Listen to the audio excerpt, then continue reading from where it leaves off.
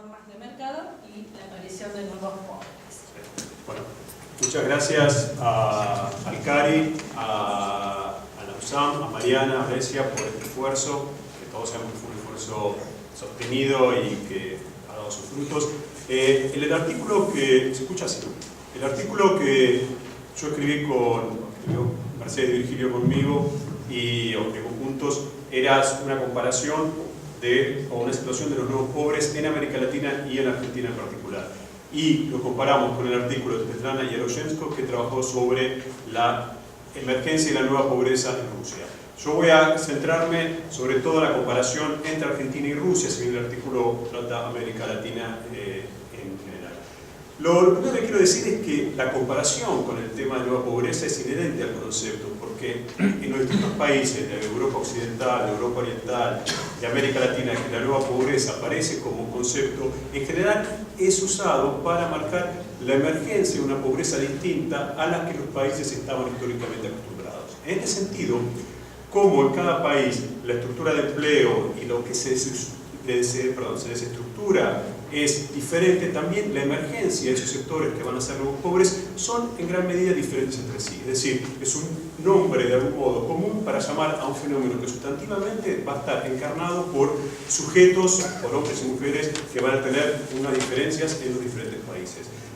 Para marcar una metáfora un poco marítima, en la Argentina la nueva pobreza está ligada a olas que comienzan con la dictadura militar y con un primer grupo de ex miembros de la clase media que entran en la pobreza al sufrir una gran depreciación de salarios o al perderse pequeñas empresas o pequeños comercios. Una segunda ola será en la década de los 90 con la privatización de empresas públicas y también con el aumento del desempleo que se da en la década de los 90, y otra tercera ola, ya casi un tsunami, se da en la crisis del 2001 y posteriormente, pero todas estas olas no necesariamente dejaron a los nuevos pobres en una situación inamovible de pobreza, sino que lo que observamos son lo que podríamos decir que son trayectorias inestables, personas que se empobrecieron, algunas de las cuales pudieron mejorar su situación, quizás en una oleada posterior cayeron, y sobre todo lo que observamos hoy con mayor optimismo es que muchos de los que se empobrecieron en el 2001 lograron mejorar su situación en la reactivación posterior. En cambio, en Rusia o en la ex Unión Soviética, más bien se habla de un tsunami, podríamos decir, compartido a nuestras oleadas, sino que hay un momento, obviamente, donde la nueva pobreza se genera, que es, por supuesto, las reformas económicas liberales que se dan luego de la caída del mundo soviético. Esas diferencias de origen van a tener mucho impacto en la experiencia de empobrecimiento de un país y otro. Frente a esto yo quiero marcar, si el tiempo, sí, 3 minutos, quiero marcar 5 puntos de comparación que realizamos con nuestra colega con Svetlana, y una pregunta sobre el futuro y el presente de esta categoría tanto en Rusia como en Argentina.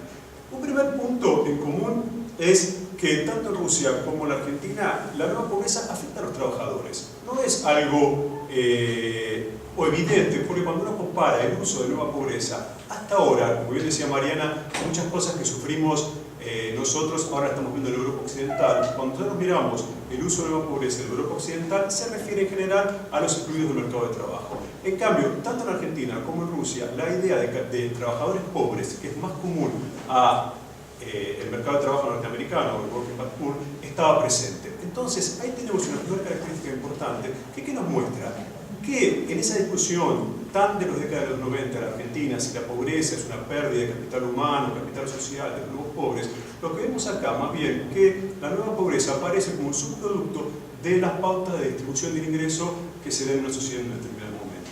Y dentro de esos trabajadores pobres, quizás hoy lo olvidamos o no, pero un grupo central, tanto en Rusia como en Argentina, son los trabajadores del Estado. En Rusia aparece una categoría que yo conocí por Svetlana, que son, la voy a decir mal, los Butchetniki, que son los trabajadores del Estado que trabajaban en empresas o distintas instancias del Estado soviético, que una vez caído el régimen soviético quedan en una situación todavía en el mercado de trabajo, pero totalmente empobrecidos. En la década del 90, sobre todo en la Argentina y sobre todo en las provincias más pobres, uno tenía una gran parte de los empobrecidos que eran trabajadores públicos, pero que estaban empobrecidos. Entonces, esa situación es también un punto de comparación comparación entre los dos países. Un tercer punto de comparación es que la nueva pobreza nace en un entrecruzamiento complejo entre cuestiones políticas y cuestiones técnicas. ¿A qué me refiero? La nueva pobreza en Argentina se genera durante la dictadura militar. Uno lo empieza a ver cuando analiza la distribución del ingreso ya en el año 77, 78, 79. Lo que pasa es que por la imposibilidad de realizar investigaciones sociales, el fenómeno recién aparece en el espacio público una vez que vuelve la democracia, en el primer estudio que se llamó La pobreza en Argentina del año 1984. En la Unión Soviética la pobreza no está muy claro, creo que para los propios investigadores, si existía o no, porque en la medida en que había por un lado un piso mínimo garantizado por el Estado, pero también una imposibilidad de investigar, como bien decía Olesia, de manera libre la existencia de fenómenos, tampoco había posibilidad de marcar un grupo de pobres durante el Estado soviético. Una vez que se liberaliza, aparece este fenómeno tanto en el espacio público, como también empiezan a haber preguntas, que están en el texto de Svetlana, sobre si acaso no había ya una conformación de pobreza que era de algún modo invisible e inconceptuable con las herramientas que estaban presentes en el Estado soviético. Y la nueva pobreza plantea en Argentina y plantea en Rusia una cuestión técnica central, que es cómo medirla. O sea, una vez que la nueva pobreza aparece en Argentina, lo primero que se muestra es que los indicadores que se utilizaban para medir la pobreza de vieja data, que en general estaban ligadas a carencias de larga data, ligadas al hábito, a la educación, obviamente no eran sensibles para marcar la pobreza reciente de aquellos que mantenían indicadores propios sectores medios, pero se habían empobrecido recientemente. En Rusia también la caída del régimen soviético implicó también una larga discusión, que es cómo medir ese fenómeno de pobreza, cómo captar esa pobreza nueva. Y lo que es interesante es que nos plantea algo que, de manera quizás no como lo desearíamos, pero que está en el centro del espacio público argentino, que es, depende cómo yo mido un fenómeno de pobreza, esa es la pobreza que yo voy a encontrar una vez. Y eso está claramente, digamos, en ambos artículos. La construcción o la visualización de la nueva pobreza es consustancial a la construcción de indicadores para poder observarlo. Un tema central en ambos países es la ausencia de políticas específicas para nuevos pobres.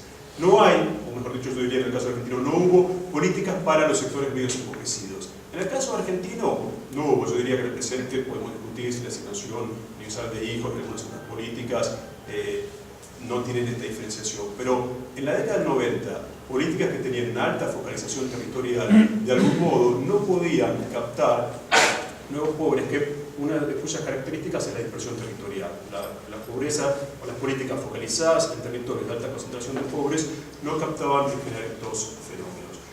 También algo similar había sucedido en Rusia. Las primeras políticas no estaban de algún modo enfocadas a estos sectores, sino que tenían un carácter muy disperso y de poca accesibilidad a determinados grupos. Y del lado de la demanda, acá vemos una diferencia. En el caso argentino, lo que nosotros detectamos, habiendo seguido el fenómeno, es que de algún modo los nuevos pobres se van resistiendo a ser identificados como pobres, y una manera de ser identificados como pobres es demandar una política que es considerada para los pobres. Yo trabajaba este fenómeno en los años 90, donde había, por ejemplo, políticas sociales de distribución de alimentos, muchos nuevos pobres que estaban en una situación realmente muy de alta necesidad me decían, no, yo no voy a pedir nada, esto no es para mí, estos son para los verdaderos pobres.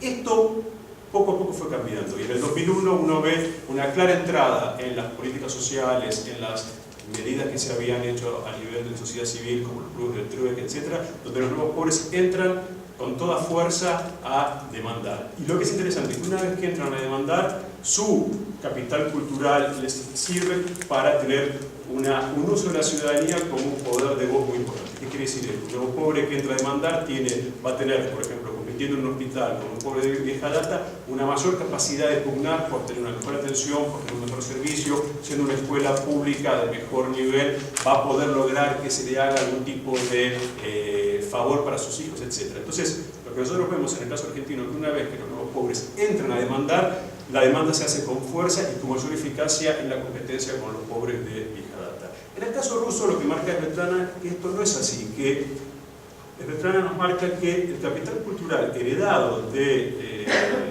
la Unión Soviética actúa de manera negativa en la medida en que no había una legitimación de la demanda individual por derechos sociales, sino que los derechos sociales se legitimaban en tanto la pertenencia a un colectivo. Entonces, lo que ve Svetlana, en el caso ruso, que justamente todo aquello que viene de un capital cultural mayor, aquellos nuevos pobres rusos que tienen grados universitarios o una posición en la estructura productiva mejor situados, son los que se ven de algún modo peor situados para demandar en esa nueva situación. Había la dificultad de transformar ese capital cultural de la época soviética en un capital cultural válido para pugnar en un régimen de mercado. Un tema que yo creo que es interesante en ambos países, en los 90, en la Argentina y en la Unión Soviética, o en Rusia, es que uno ve la posibilidad que se dé un fenómeno a la primera vista paradojal, que es una modernización de la economía, una modernización de la estructura productiva, con la consecuente aumento de los puestos que por su calificación son de clase media, ¿sí? Y al mismo tiempo un empeoramiento de las condiciones sociales. ¿Qué quiere decir con esto? Entrevistando a una docente de Tucumán en los años 90, sintetizaba su situación en una frase que para mí era muy gráfica. Ella era hija de obreros, había logrado estudiar como docente, era docente, estaba en plena situación de pésimo salario docente en los años 90, y ella me dijo, refiriéndose, pensando respecto a sus padres: subo pero bajo. Yo soy hija de obreros y vivía mucho mejor que mis padres de lo que vivo como docente. ¿Qué es lo que se vio en los 90 en Argentina y qué es lo que marca también Svetlana en Rusia? Que la modernización económica hace que los puestos, si uno los mira por las calificaciones, se van transformando en su gran mayoría, o en una gran parte, en puestos de clase media, porque los puestos requieren más calificaciones que en el pasado, pero al mismo tiempo los beneficios adscriptos a esos puestos empeoran. Entonces, una persona intergeneracionalmente, por respecto a sus inicios, quizás parte de un puesto de ese obrero y llega a un puesto de clase media por su calificación, pero por los beneficios vive peor que en el pasado. Entonces, hay todo un trastocamiento de lo que serían las pautas clásicas de movilidad social, que nosotros lo vimos en Argentina. Creo que ahí está, esto igual yo diría, lo hablo en pasado porque creo que este fenómeno es más de hace unos años que de hoy. Se ha visto también en la Rusia de los 90 y en la Rusia actual. Entonces ahí hay un fenómeno que es importante. Y, para no... Sí, me quedan 3 minutos. Quiero marcar dos cuestiones. En el caso de ambos países, hay algo que yo lo tomo de un concepto que usa Svetlana, yo lo usaría de otro modo. Ella habla de la estetización de la pobreza. ¿A qué se refiere en Rusia con la estetización de la pobreza? A personas empobrecidas que hacen algún tipo de cambio, de transformación, de adscripción a valores espirituales, a valores religiosos, a valores ecológicos que legitiman el bajo consumo, el consumo de menor cuestión, la valorización de bienes espirituales, etc., como una manera de adaptarse activamente a esa nueva situación. En el caso argentino, nosotros también vimos, mucho más pasado, sobre todo en los grandes centros urbanos, por nuestra cultura sí, pero también vimos una estetización y una espiritualización del empobrecimiento, donde también había algún tipo de negociación consigo mismo, subjetivo, diciendo, bueno, antes tenía bienes materiales, ahora tengo bienes espirituales, y había ahí algún tipo de negociación subjetiva de diferentes tipos, de la religión hasta el psicoanálisis, pasando por toda la gama del New Age que la Argentina nos brinda a bajo costo. Pero creo que una diferencia sí que me parece importante. Mientras en Rusia hay una preocupación en el texto y en otros autores, y otros autores, por una adscripción de estos nuevos pobres a políticas autoritarias, en algunos casos, acá yo puedo decir autoritario o no, por un lado está una adscripción a partidos que pugnan por volver al régimen soviético, pero sobre todo preocupa la adscripción a una extrema derecha en Rusia. En Argentina esto no lo vimos. Yo creo que es interesante que las teorías sobre cultura política clásica nos mostraba una relación entre resentimiento por la movilidad descendente de la pequeña burguesía y la adscripción al autoritarismo. En la Argentina no lo vimos. En la Argentina post-dictadura, yo creo que eso sin duda habrá influido, uno puede decir, si bien no tenemos mediciones totalmente confiables, que estos nuevos pobres más bien se ubicaron en lo que podríamos decir de manera muy polisémica en el mundo más progre en el mundo más resentimiento típico de los estudios de la década del 30 o 40 previos que trataban de explicar de algún modo la presencia de sectores medios en caída del nazismo. En Argentina esto por suerte no pasó. Y lo último, tengo 2 minutos, creo que según mi cronómetro del 15, o sea que no son 2 minutos, yo creo que la pregunta que está planteada en ambos textos, y creo que las respuestas son un tanto diferentes, y que me permito ser un poco optimista, es sobre el futuro de la categoría. O sea, creo que nuevos pobres nuevos pobres y pobres de vieja data, pobres estructurales, era la manera como pensamos en la Argentina en los años 80.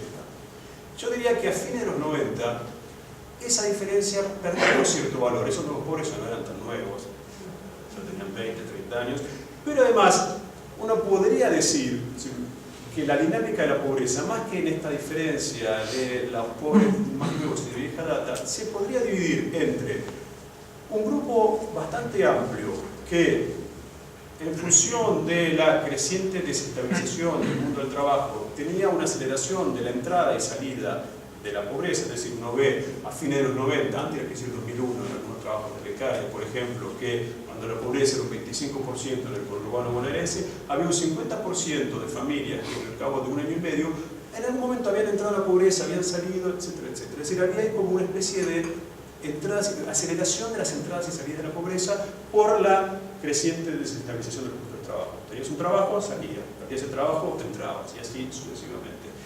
Frente a ese grupo, había un núcleo duro de familias, yo diría, y si utilizaría la palabra excluidas, que estaban fuera de esta dinámica, que concentraban casi todas las ventajas y que estaban durablemente excluidos. Esa doble dinámica, para mí, es un poco la que caracterizó a la Argentina hasta la crisis del 2009.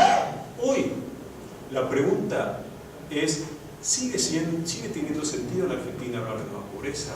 Es decir, nosotros vemos de la crisis del 2001, cuando analizamos grupos que se empobrecieron en el 2001, algunas evidencias que tenemos para hoy, aquí Gabriela Benza debe saber un poco más, porque está siguiendo por el fenómeno, es que aquellos que tenían algún capital cultural, algún capital social, es decir, aquellos que estaban mejor posicionados de los que se empobrecieron en el 2001, lograron salir. Es decir, quiero decir esto, que sectores medios que tenían estudios, que tenían contacto, que tenían experiencia laboral, etcétera, etcétera, luego de la crisis, de la gran crisis del 2001, en los años 2002, 2003, etcétera, sí, además, si le sumaban a esto no ser de edad muy avanzada, porque el mercado de trabajo argentino penaliza las edades más avanzadas, lograron de algún modo, yo diría, salir de este empobrecimiento. Entonces, en ese sentido, la idea de nueva pobreza, me pregunto, la verdad que no lo sé, ¿cuánto sentido tiene hoy en Argentina? Es una pregunta que nos queda responder. En el caso de Rusia, Svetlana se pregunta,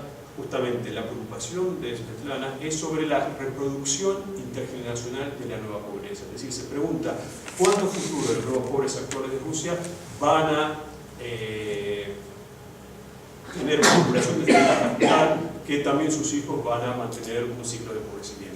Esa pregunta sobre la transmisión intergeneracional de la nueva pobreza, yo no lo daría en el caso argentino, pero por ejemplo en América Latina se hace la misma pregunta sobre la transmisión intergeneracional de la desigualdad. En América Latina, por ejemplo, el último informe de desarrollo humano del PNUD para América Latina es sobre la reproducción intergeneracional, no ya de estos sectores medios empobrecidos, sino de aquellos que han quedado más relegados. Entonces, en ese sentido, me parece que posiblemente en futuros trabajos la idea de nueva pobreza, o sea, como decimos ya no es nueva, quede como una categoría de un momento de la Argentina y no como una categoría que en el presente tenga cierta validez. Creo que es una de las preguntas que nos hacemos y también creo que en ese sentido la comparación con Rusia nos permitió marcar algunos puntos en común y algunos diferentes.